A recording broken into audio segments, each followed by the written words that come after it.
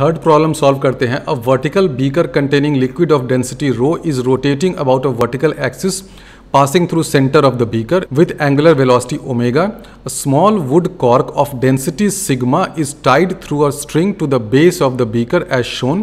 The string makes an angle theta with the vertical. Find the distance of the cork from the rotation axis of the beaker. ये angle theta है तो आपसे ये वाला distance r पूछा है। अब इस डिस्टेंस को कैसे फाइंड किया जाए? ये जो कॉर्क है ये एक बीकर में है और बीकर रोटेट कर रहा है, तो ऑब्वियसली अगर आप ग्राउंड फ्रेम से देखेंगे तो ये जो कॉर्क है ये भी रोटेट कर रहा है। ये जो कॉर्क है ये तो बीकर में है, बीकर रोटेट कर रहा है तो ऑब्वियसली कॉर्क भी उसके साथ रोटेट करेगा, क्योंकि ये जो कॉर्क है ना एक स्ट्रिंग के सहारे बेस ऑफ द सिलेंडर उससे बंधा हुआ है। तो आप इस कॉर्क के लिए न्यूटन्स लॉज ऑफ मोशन लिखिए, उससे आपको ये वाला डिस्टेंस r पता चल जाएगा। इस कॉर्क पे क्या क्या फोर्स लग रहा है? ऑब्वियसली वर्टिकल डायरेक्शन में एक mg फोर्स तो नीचे की तरफ लगेगा और वर्टिकल डायरेक्शन में ही एक अपथ्रस्ट फोर्स लगेगा, और अपथ्रस्ट फोर्स किसके बराबर होता है? वो होता है weight of the displaced fluid. तो हम लोग मान लेते हैं कि मास of the displaced fluid m1 है, तो अपथ्रस्ट फोर्स हो जाएगा m1g। समझ में आ गया? इसको हम लोग u नाम देते हैं अपथ्रस्ट फोर्स को। अब ये m1 सब कुछ जो है वो सिग्मा रो वगैरह पे डिपेंड करेगा, तो लास्ट में मैं कर दूंगा, इसलिए अभी मत घबराइए। ये जो कॉर्क है उसका वेट mg डाउनवर्ड हो गया, अब थ्रस्ट फोर्स m1g ऊपर की तरफ, तो बना दो भाई m1g ऊपर की तरफ। चलो भाई m1g हो गया। एक टेंशन T भी लगेगा इस डायरेक्शन में, T टेंशन आ गया। अब इसके अलावा कोई फोर्स लगेगा क्या? बिल्कुल लगेगा। ये सिलेंडर है उसमें फ्लूइड रखा हुआ है और फ्लूइड जो है वो ओमेगा एंगुलर वेलोसिटी से रोटेट कर रहा है। तो ये जो कॉर्क है इसके दोनों फ्लैंक में, दोनों साइड में, लेफ्ट और राइट की तरफ जो लिक्विड है और जो लिक्विड पार्टिकल्स सेम डेप्थ पे हैं, ठीक है, सेम लेवल पे हैं, क्या उनमें कोई प्रेशर डिफरेंस होगा? बिल्कुल प्रेशर डिफरेंस होगा। अगर ये बीकर रोटेट नहीं कर रहा होता तब क्या होता है? यहाँ पे जो लिक्विड है, यहाँ पे जो लिक्विड है, दोनों में प्रेशर सेम होता ना। मान लीजिए कि यहाँ पे जो लिक्विड है प्रेशर क्या हो जाता है? h रो g होता है, where h is the depth from the free surface. अगर ये लिक्विड रोटेट नहीं कर रहा होता तो, लेकिन अभी क्या हो रहा है? ये लिक्विड रोटेट कर रहा है। तो ये जो कॉर्क हमने यहाँ पे बनाया है, इस कॉर्क को थोड़ा सा बड़ा करके बना लेते हैं। ये कॉर्क है, इसके लेफ्ट साइड में भी लिक्विड है, राइट साइड में भी लिक्विड है। दोनों साइड में हमने सेम लेवल पे दो पॉइंट्स लिए हैं। मान लीजिए कि ये पॉइंट हो गया, ये पॉइंट हो गया, तो ये पॉइंट और ये पॉइंट सेम लेवल पे हैं। क्या दोनों पॉइंट पे प्रेशर सेम होगा? नहीं, प्रेशर सेम नहीं होगा, क्योंकि ये जो लिक्विड है, ये जो कॉर्क है, रोटेट कर रहा है ओमेगा एंगुलर वेलोसिटी से। तो मान लो कि यहाँ पे प्रेशर है P1 और यहाँ पे प्रेशर है P2। तो सबसे पहले तो ये बताओ कि P1 ज़्यादा होगा कि P2 ज़्यादा होगा? ऑब्वियसली P2 ज़्यादा होगा, क्योंकि P2 ज़्यादा होगा तभी तो इस P2 जो ज़्यादा है उसके कारण जो फोर्स लगेगा वो अंदर की तरफ लगेगा, इस P1 के कारण जो फोर्स लगेगा वो इधर से बाहर की तरफ लगेगा। तो नेट फोर्स आपको एक इनवर्ड डायरेक्शन में, सेंट्रीपेटल डायरेक्शन में चाहिए, तो ये जो P2 है वो तो ऑब्वियसली ज़्यादा होगा। आप वैसे भी देखते हैं ना कि अगर कोई लिक्विड रोटेट कर रहा है तो उसका सरफेस ऐसा बन जाता है। सरफेस ऐसा बन गया तो आप दो पॉइंट्स ले लीजिए, ये वाला पॉइंट और ये वाला पॉइंट जो सेम लेवल पे हैं। प्रेशर किस में ज़्यादा होगा? P2 ऑब्वियसली ज़्यादा होगा P1 से, ठीक है, ये तो हम लोगों ने बताया भी था। और हाइट वगैरह का क्या रिलेशन होता है वो सब r² omega square by 2g वो सब तो जानते ही होंगे। काफ़ी डिटेल में मैंने फ्लूइड मैकेनिक्स में बताया था और काफ़ी इंपॉर्टेंट टॉपिक है। देख रहे हैं कि आजकल उस पर बहुत क्वेश्चन आ रहे हैं, मेंस में भी, एडवांस्ड में भी। तो ये तो समझ में आ गया ना कि ये जो कॉर्क है, इस कॉर्क के दोनों साइड में जो फ्लूइड है उसमें प्रेशर अलग अलग होगा। P2 ज़्यादा होगा, P1 कम होगा। इस प्रेशर डिफरेंस के कारण एक फोर्स आएगा। अब ये फोर्स कितना होगा? P2 माइनस P1 इंटू जो भी ये वाला क्रॉस सेक्शन एरिया A है उतना होगा। अब इस फोर्स का मैग्नीट्यूड क्या होगा ये सोचिए। ये बहुत की फंडा है कि इस फोर्स का मैग्नीट्यूड क्या होगा। बच्चों को लगता है कि सर ये तो कॉर्क जो है वो m मास का है और ये कॉर्क रोटेट कर रहा है और इस कॉर्क को रोटेट करने के लिए सेंट्रीपेटल फोर्स चाहिए। बिल्कुल सही बात है। वो सेंट्रीपेटल फोर्स कौन देगा? P2 minus P1 into A। ये वाला फोर्स हो जाएगा m into omega square R। मान लेते हैं कि ये वाला डिस्टेंस R है यहाँ से। तो बच्चों को ये लगता है, लेकिन क्या ये सही है? ये सही नहीं है। अब ये की फंडा है, इसको समझना थोड़ा सा मुश्किल हो सकता है, मैं इसलिए डिटेल में प्यार से समझाऊंगा। बहुत से बच्चों को मैंने देखा है इसी स्टेप में गलती करते हैं। ये इसीलिए गलत होगा क्योंकि देखो यहाँ पे एक टेंशन T भी तो है ना, कबाब में हड्डी, एक टेंशन T भी है। तो P2 माइनस P1 इंटू ए प्रेशर डिफरेंस के कारण जो फोर्स आ रहा है वो m ओमेगा स्क्वायर आर के बराबर नहीं होगा। प्रेशर डिफरेंस के कारण जो फोर्स होगा P2 माइनस P1 इंटू जो भी आप क्रॉस सेक्शन एरिया कर दीजिए, this will be equal to m1 omega square R, where m1 is the mass of the liquid displaced by this cork. अब ये क्यों होगा? बहुत सिंपल इसका लॉजिक है। मान लो कि यहाँ पे कॉर्क वर्क नहीं होता, ठीक है, कॉर्क वर्क कुछ नहीं है, तो भी तो इन दोनों पॉइंट्स में प्रेशर डिफरेंस होता, बिल्कुल होता। यहाँ पे प्रेशर P1 होता, यहाँ पे प्रेशर P2 होता। मान लीजिए कि यहाँ पे कॉर्क नहीं है, तो भी तो P1 और P2 में प्रेशर डिफरेंस होता, बिल्कुल होता। उस केस में कॉर्क नहीं होकर के यहाँ पे लिक्विड होता। उस लिक्विड का मास कितना होता? m1 होता। उस लिक्विड के मास को सेंट्रीपेटल फोर्स कौन देता? P2 माइनस P1 इंटू ए से मिलता। तो P2 माइनस P1 इंटू ए क्या हो जाएगा? m1 ओमेगा स्क्वायर आर हो जाएगा। क्योंकि देखो यहाँ पे प्रेशर P1 और यहाँ पे प्रेशर P2, ये इस बात पे बिल्कुल डिपेंड नहीं करता है कि यहाँ पर एक कॉर्क है वुड का या लोहे का कॉर्क है या स्टील का है या सोने का है या यहाँ पर सेम लिक्विड का है, बिल्कुल डिपेंड नहीं करता है। सिंपल सा लॉजिक है ना। प्रेशर किस किस चीज़ पे डिपेंड करता है? जनरली अगर लिक्विड रोटेट नहीं कर रहा है तो प्रेशर तो सिर्फ डिपेंड करता है depth from the free surface h rho g पे करता है। अगर लिक्विड रोटेट नहीं कर रहा है तो ठीक है। इस केस में क्या हुआ कि भाई लिक्विड रोटेट भी कर रहा है, तो इस रोटेशन के एंगुलर स्पीड ओमेगा के कारण भी प्रेशर डिफरेंस आता है, जो हम लोगों ने बहुत पहले पता किया था कि हाँ वो कुछ ओमेगा स्क्वायर आर वगैरह पे डिपेंड करता है, वो हम लोगों ने पता कर लिया था। तो इस रोटेशन ओमेगा के कारण जो प्रेशर डिफरेंस आ गया P2 माइनस P1 पे, वो तो बस उस रोटेशन के कारण आया ना, उसके कारण आकर के फिक्स हो गया।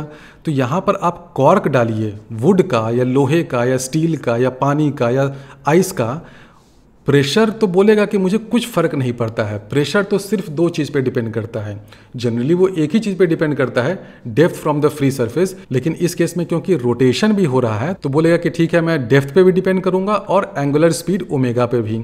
दोनों points P1 P2 same depth पे हैं, तो डेप्थ के कारण तो कोई प्रेशर डिफरेंस नहीं आना है। जो भी इन दोनों पॉइंट्स में प्रेशर डिफरेंस आना है वो ओमेगा के कारण आना है।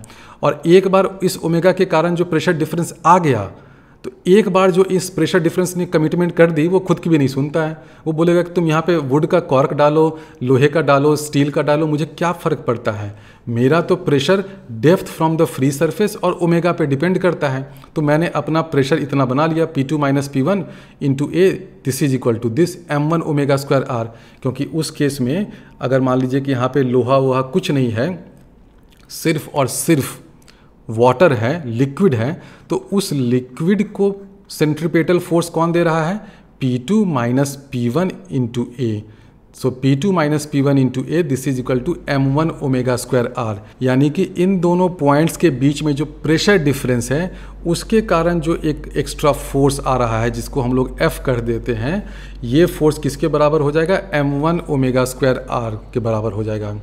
अब यहाँ पर लिक्विड हो या सोना हो या चांदी हो या वुड हो, कुछ भी हो, ये दोनों पॉइंट्स के बीच में जो फोर्स आएगा वो इतने ही के बराबर होगा, m1 ओमेगा स्क्वायर आर के बराबर होगा। तो आप सोच रहे होंगे कि ये जो मैंने एक्सप्लेनेशन दिया है वो एग्जैक्टली वैसा ही एक्सप्लेनेशन है जैसा एक्सप्लेनेशन हम लोग अपथ्रस्ट के ओरिजिन में देते हैं। अपथ्रस्ट के केस में भी तो यही लॉजिक लगता है ना कि इस वुड के बदले मान लो कि यहाँ पर वुड नहीं होकर के लिक्विड ही होता, तो वो लिक्विड इक्विलिब्रियम में है, यानी कि अपथ्रस्ट का जो फोर्स है वो उस लिक्विड के वेट के बराबर है। इस केस में भी एग्जैक्टली वही रीजनिंग है। ये दोनों पॉइंट्स के बीच में जो प्रेशर डिफरेंस है, ये प्रेशर डिफरेंस सफिशिएंट है to produce centripetal acceleration of mass m1। जो इस वॉल्यूम में मास m1 होता है ना लिक्विड का, उसको centripetal acceleration P2 minus P1 into A के कारण मिलता है।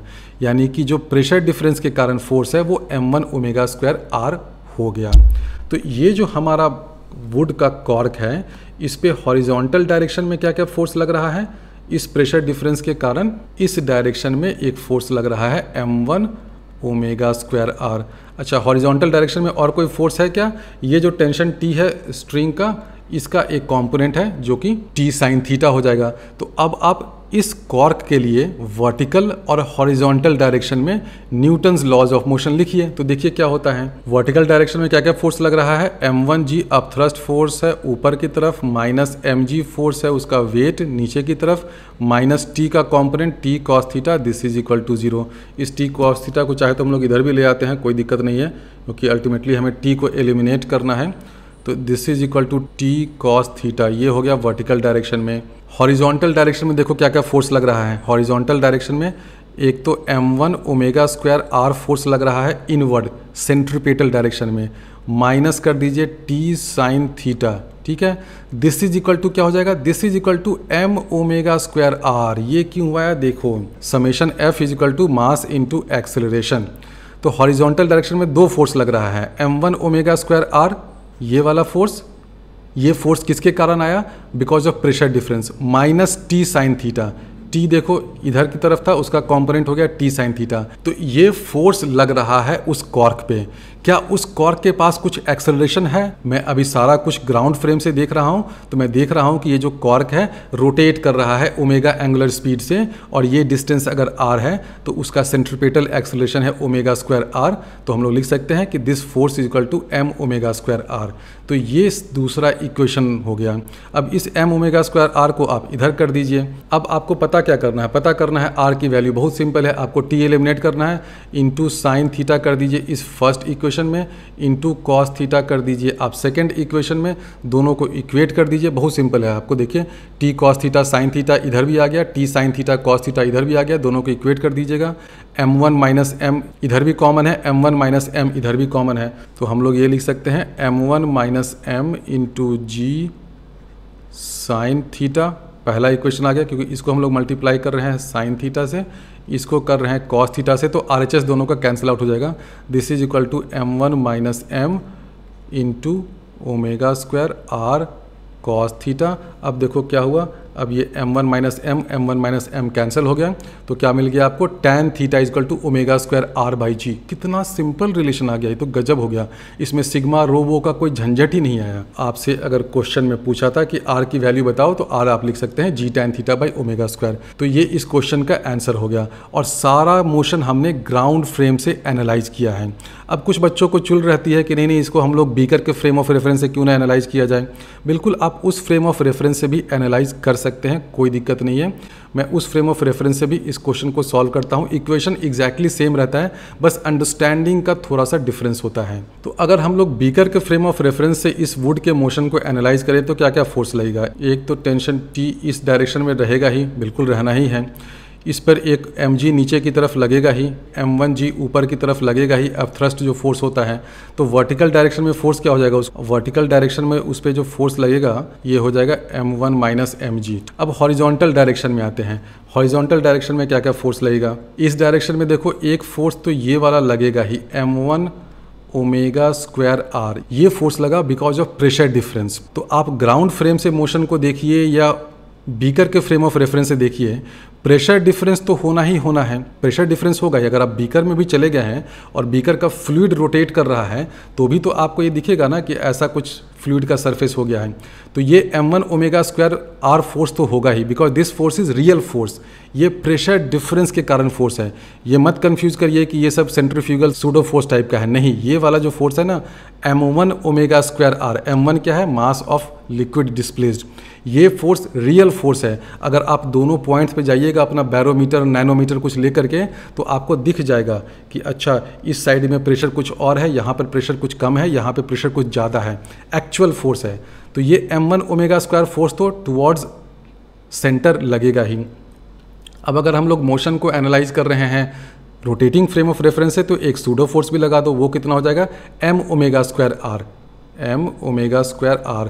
तो इन दोनों का नेट कितना हो जाएगा, ये फोर्स और ये force, m1 minus m omega square r। और ध्यान रखिए इस क्वेश्चन में m1 जो है वो m से ज़्यादा होगा, क्योंकि क्वेश्चन में ही दे रखा ना कि ये वुड है, ये लिक्विड है, वुड की डेंसिटी कम है, यानी कि m जो है वो m1 से कम होगा। तो हम लोग हॉरिजॉन्टल डायरेक्शन में जब फोर्स लिखेंगे तो वो हो जाएगा m1 minus m omega square r। इन दोनों फोर्स का रिजल्टेंट क्या होगा, इस डायरेक्शन में कुछ होगा।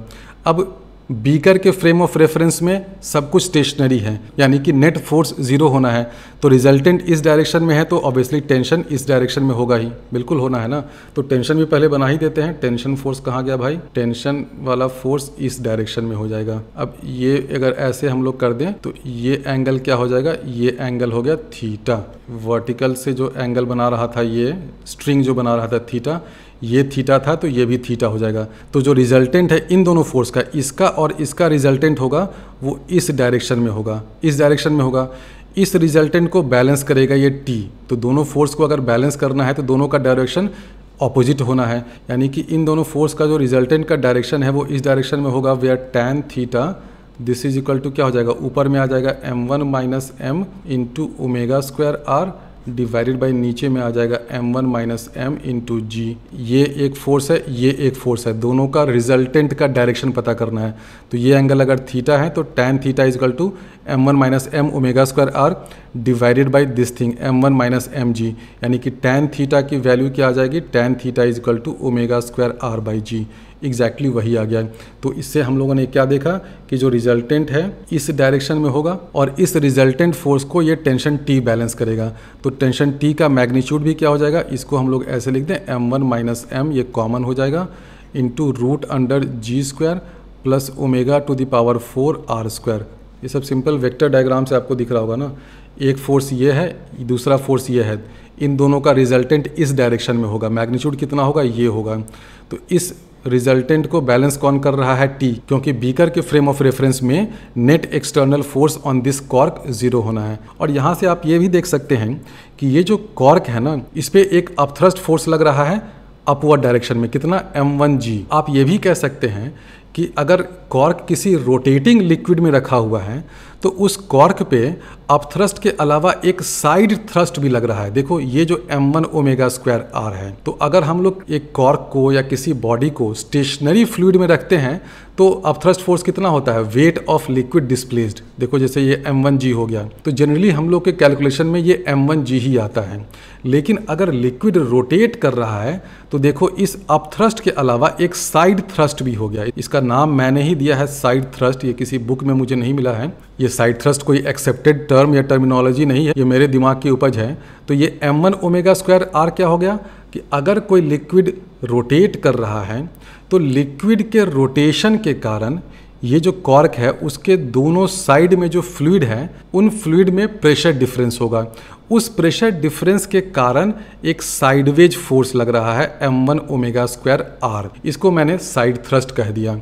तो आप देख रहे हैं कि इस केस में एक m1g ऊपर की तरफ लग रहा है, m1 omega square R side thrust लग रहा है, और ये रियल फोर्स है। ये फोर्स है because of omega, because of angular speed, because of pressure difference between this point and this point. अब अगर हम लोग बीकर के फ्रेम ऑफ रेफरेंस में है तो m omega square R centrifugal force लगा दिया। तो इन चारों फोर्स के कारण इसके और एक पांचवा फोर्स ये देखो, बिल्कुल इस वुडन कॉर्क के चारों तरफ दुर्गा जी जैसा इसके 12 हाथ निकल रहे हैं। तो ये जो वुडन कॉर्क है ना, 5 फोर्स इस पे लग रहा है। इन पांचों फोर्स के कारण ये बैलेंस में है।